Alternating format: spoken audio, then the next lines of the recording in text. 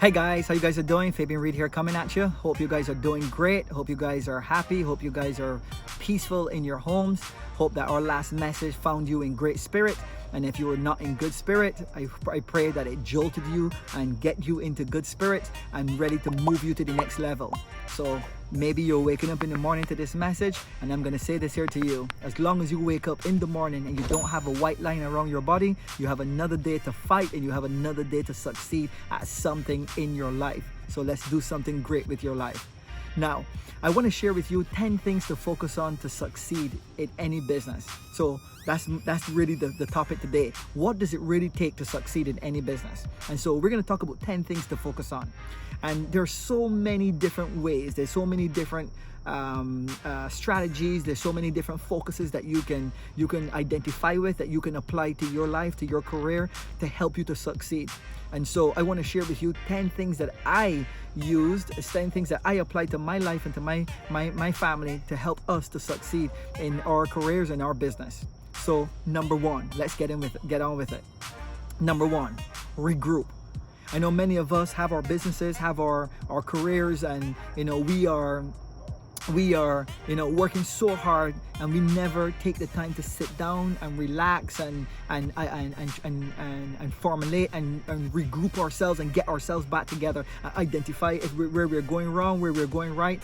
Many of us, we stay frustrated all the time, okay, and can't figure out what is happening. Sometimes you just got to take some time off. Sometimes you got to take an hour, 2 hours, 3 hours with no one around, no children, no boss, no traffic, no one. You got to lock yourself in a room. Maybe you can go to a spa, maybe you can go to the shower. Some people figure out all of get all the best ideas in the shower. You find some place where you can go and have peace with yourself, to regroup yourself, to get your thoughts back together. How often do you need to do this? How often do you need to regroup as an individual, as a leader, as a boss, as a supervisor, whatever you are right now? How often do you need to do this? Well, I will recommend at least once or twice a month that you regroup yourself, you get your thoughts together, okay? So sometimes I would go and I would sit in my car and I would just drive somewhere where there's no one, and I would just sit there and I would have the radio off, nothing on. I would just sit there and think. Okay, and let's let those thoughts come to me, and I would think about some stuff, and then for me, I speak to the Holy Spirit, so He gives me all the ideas. Sometimes I would sleep. Sometimes just all we have to do is sleep. Sleep on it. You ever heard about that? I'm gonna sleep on it. Yeah, literally sleep. Go rest your mind. And some of us can't sleep because we have so many things going on in our minds, because we're so stressed with the pressures that we have today. So how do we sleep if we have so much things going on in our minds? You know how you sleep? You tell yourself that you're going to go to sleep. It worked. Try it. I'm going to go to sleep right now, and I'm not going to think about anything that is going to be bothering me. It will bother me in the next 4 hours, because I'm going to sleep for 4 hours. That is what you literally tell your subconscious mind, and guess what your subconscious mind does? Your subconscious mind blocks everything that will come into your mind, and it gives you those 4 hours of peace and tranquility, because that's what you ask for. You got to tell yourself that. That is how you regroup. You regroup by sleeping, you regroup by disappearing, you regroup by getting a massage, you regroup by meditating. Many people have so many different ways to do that, and my recommendation to you: regroup. Get your thoughts back together so that you can focus on the end goal, the end zone, as they will call it. The next thing that you want to do, you want to get a journal. This is number 2. Get a journal. Some people have digital journals, some people have physical journals, some people have software. It doesn't matter. Get a journal. Make sure you write every single thing down. Make sure you have your plans written down, your objectives written down. Make sure you have the pros, the cons, everything, something that you can see. In my bathroom, I have my mirror. That's my journal. Okay, I use my mirror. I have a big long mirror. I use an expo marker, and I write down all of my objectives on my mirror. Sometimes I write down my things to do on my mirror, and my wife sometimes don't like it, but it keeps me focused, because I have to go to the mirror and I have to brush my teeth anyway. So I'm actually seeing the things that I have to do, that I have to accomplish. So I'm focused on the things that I want to accomplish. So it keeps me focused. All right, so get a journal. Use your mirror as a journal. Use a physical book as a journal. Use your cell phone, your digital device to record notes to yourself so that you can go back and listen to them. Whatever thoughts come to your mind, journalize it, catalog it. Get it on paper, get it on something that you'll be able to go back and review it and make your life a lot easier going after your goals. Number 3, you have to know your competition. This is one of the key elements of success, and this is one of the key elements that will help you to grow as well. Don't look at your competition as bad people. Look at your competition as good people. Look at your competition as the people that will help you to go, that grow, that will stretch you. And so you're not looking at your competition to duplicate them or to do what they're doing or run the same ad that they're running. You're looking at your competition to see how you can differentiate yourself from them, how you can look different in the marketplace eyes.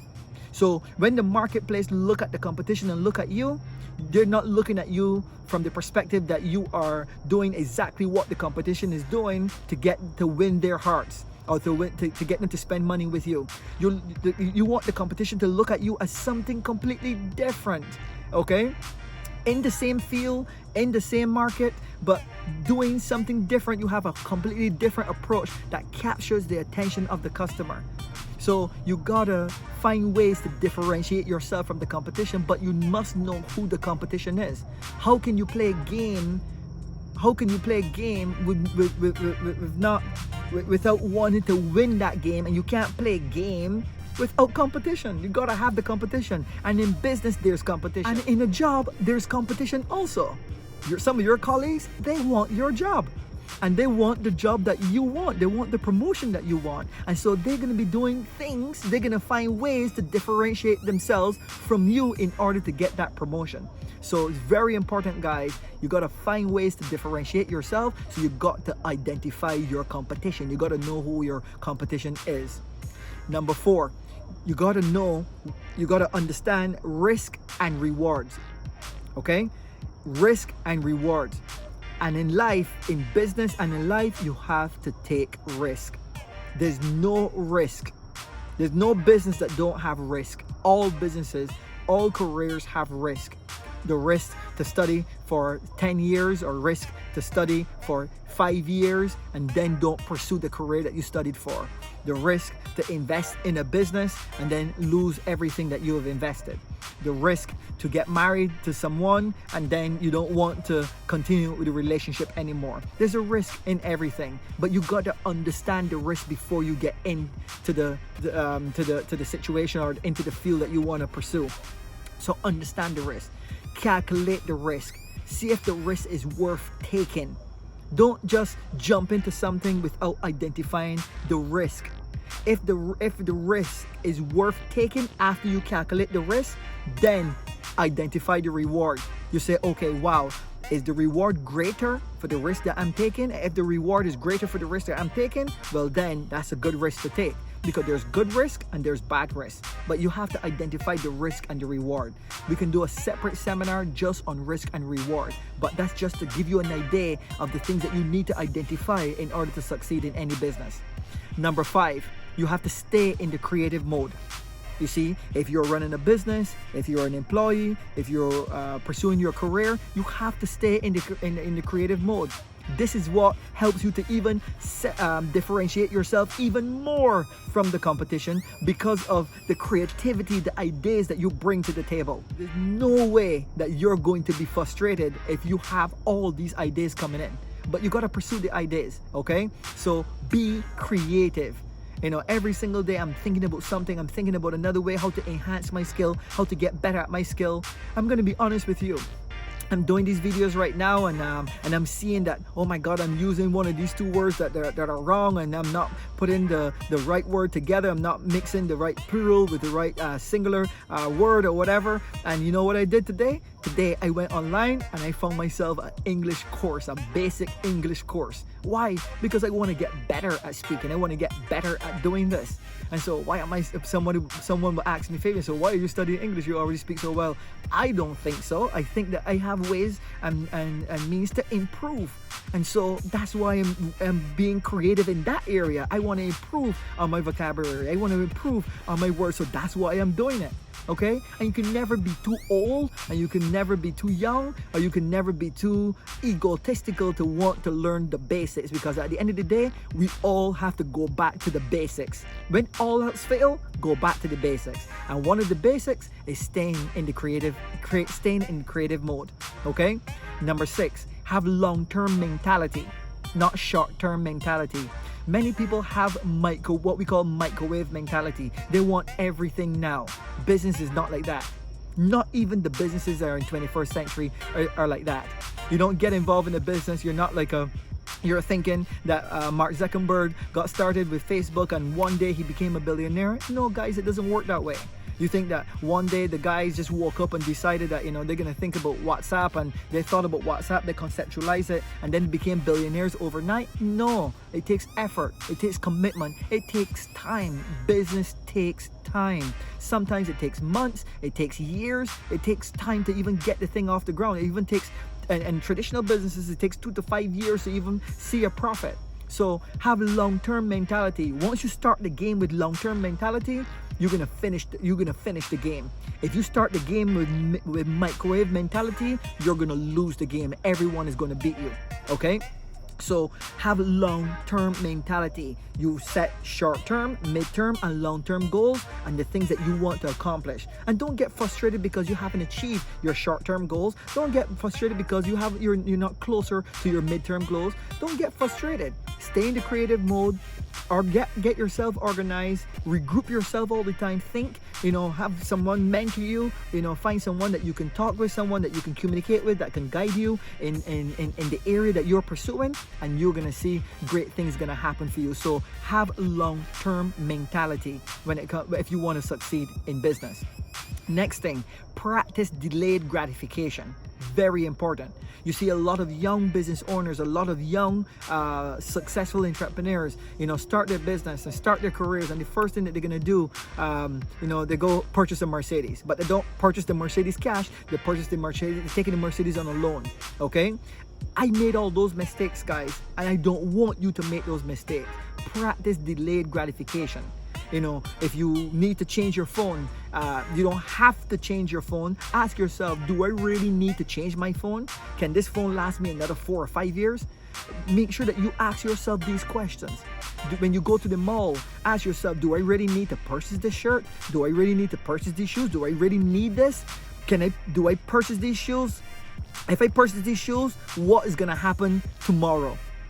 If I take this money and I invest it in another product, what is gonna happen tomorrow? Well, if you purchase the shoes, it's an expense. Nothing is coming back. But if you take that money and you invest it in purchasing a product that you're gonna sell and make 35 or 40% on it, then you're actually delaying. You're delaying. And when you delay, you get a profit, and that profit you can actually use to buy the shirt, the pants, or whatever you wanted with the profit, but you still have your principal. You got me? And so I develop a little way of thinking that anytime I want to buy something, I make profit on something to be able to purchase that thing. I set the goal to do it. And so that's what you have to do. Don't take all your profit and spend it and blow it, guys. Delay as much as you can until you have enough that when you go and purchase something, you don't miss it. You don't miss any money from the amount of money that you have accumulated over time. So practice delayed gratification. It helped me. I can remember the first time I bought my car, I was making a significant amount of money. My income was like crazy amount of income every single month. And the first car that I purchased was a 1989 Nissan March. And a lot of my friends around me, my close friends laughed at me. It was automatic windows in the arms. It was natural air conditioning when the wind come in, blow into the car. It was a manual, and it was $20 in gas every 2 weeks, guys. Okay, I didn't go and purchase a Mercedes. I didn't go and purchase a BMW until a couple years after. And when I purchased my second car, I didn't have to sell the first car, all right? Because I delayed as long as I possibly can, so that anything that I purchase, I pay cash for it. So practice delayed gratification. Number 8, always go the extra mile. In everything that you do, always go the extra mile. Go the extra mile for your customers. Go the extra mile for your boss. Go the extra mile for your spouse. Go the extra mile for your children. Go the extra mile in everything that you do. It will pay you dividends. You know, again, don't have short-term mentality. Don't have microwave mentality. Don't have 9-to-5 mentality. You got to go the extra mile in everything that you do. I have a philosophy. You do things for people that they can never repay you. That's how you go the extra mile. And so if it takes you 24 hours to do it, to accomplish it, and make sure that you provide the best service for them, do it. That's called going the extra mile. Again, this could be another seminar. This topic just could be one seminar alone, and I can take an hour on this topic. I can take an hour talking about this. Going the extra mile, and tons of experience that I've accumulated over the years. Number 9, be dependable. Wow, that's just such an incredible word, dependable. How many people can you depend on? It's a good question to ask, right? How many people in your life that you can truly depend on? And how many people can depend on you? Another good question. If you become someone that is dependable, that someone can depend on you, trust me, life is gonna change. Because not only will they see you as dependable, they will see you as a trusted colleague, a trusted advisor, a trusted person, and they will open all the doors for you, my friend. So be dependable, be honest, be transparent in everything that you do. And you will see how life and how business and your career will start changing for you. And number 10, be disciplined. In everything that you do, be disciplined. Now, the word discipline, most of us, we know of the word, but we don't know the meaning of the word.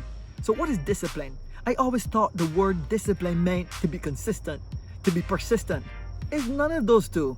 Discipline is the practice of training people to obey rules or code of behavior, using punishment to correct disobedience. That's discipline.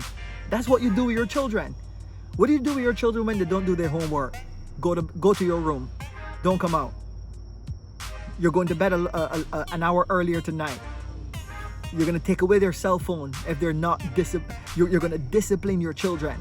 So in your business and in your career, when you don't do the things that you need to do you discipline yourself?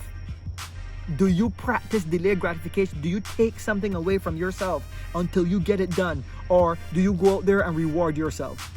You see, that's the difference. That's where discipline comes in.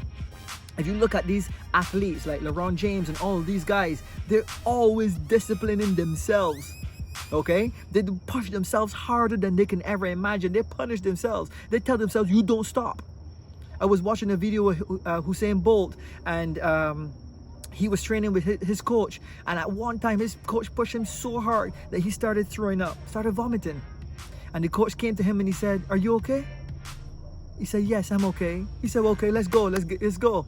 You see, he got up and he went again. It doesn't matter how hard he was pushing himself. He was disciplining himself. He was telling his body, "You gotta obey me." He's telling his mind to tell the body, "You gotta obey me. I'm gonna be the one that's gonna overcome you." Okay, that is what he was saying to his body. And so I'm not saying that you gotta be like Usain Bolt or LeBron James or any one of those guys. I'm not saying that you have to push yourself to that limit that you're inflicting pain. But one of the disciplines that we can apply to ourselves is delayed gratification. Not purchasing that one item that you don't need right now and delaying it for the future, and you will see the difference. So I hope these 10 things will help you to take your business to the next level.